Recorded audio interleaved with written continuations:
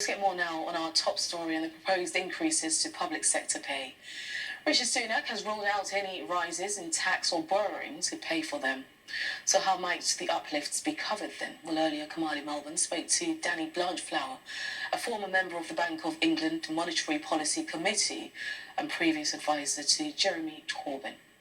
They clearly were faced with a really big dilemma. I mean, they had to pay the money, so at least something towards the claims that people were making. Strikes everywhere, declining real wages for workers. That means that basically public sector workers haven't been able to buy the things that they could buy 2 years ago. Their mortgage prices have gone up, and the problem is if you don't pay the money in the public sector, the quality of services falls, and those waiting lists in the NHS are only going to get longer. So here's another dilemma that the government has on a crisis that it's created itself.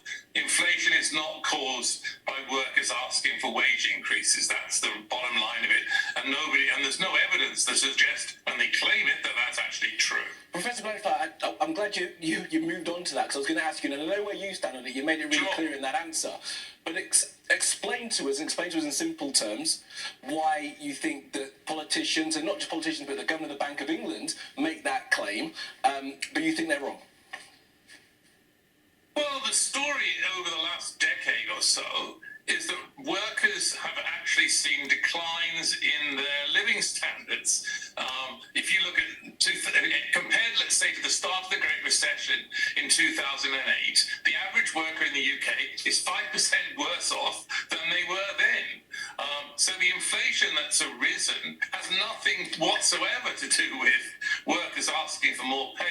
In fact, pay increases in the public sector are going up at about 5.9%, 7.7% in the private sector, and inflation's at about 8.7%. It's been 10 earlier. Why did inflation go up? It went up because of three things. It went up because of COVID, it went up because of a war, and it went up because of the disastrous decision to do Brexit, which has basically stopped supply chain. And at the other side, profits have been really high. Shareholders have done well. CEOs have done well.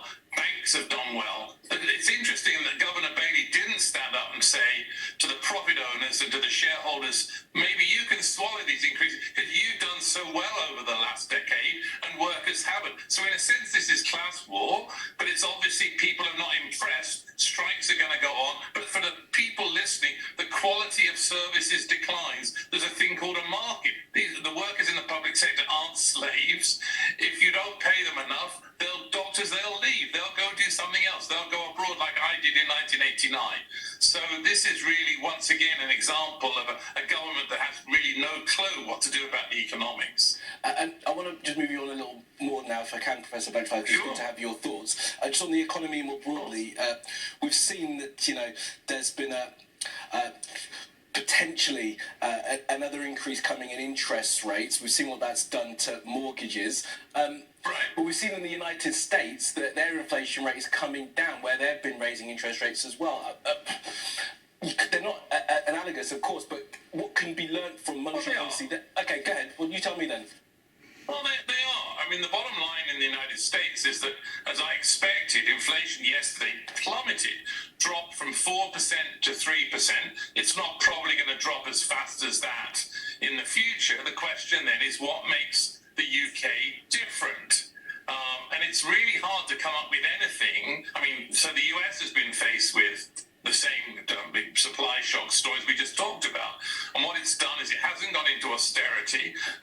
Biden has gone on and put an infrastructure program in and spent money on the economy and sensible economic policies and didn't do Brexit. The only thing that you can really get to is that the supply chains have been blocked, workers have left, and you would normally have more workers here, millions went back to the European Union. So when there were shortages, you could fill them by a free flow of workers. But the government did this. This government did Brexit. This government prevented the free movement of workers, prevented and didn't build on supply chain, and then crazily raised interest rates. And they've paused in the United States. And there are dissenters on the Bank of England's committee, sensible dissenters, and I would have dissented too, who argue that the rate rises that you've seen are still in train. They still haven't had an effect.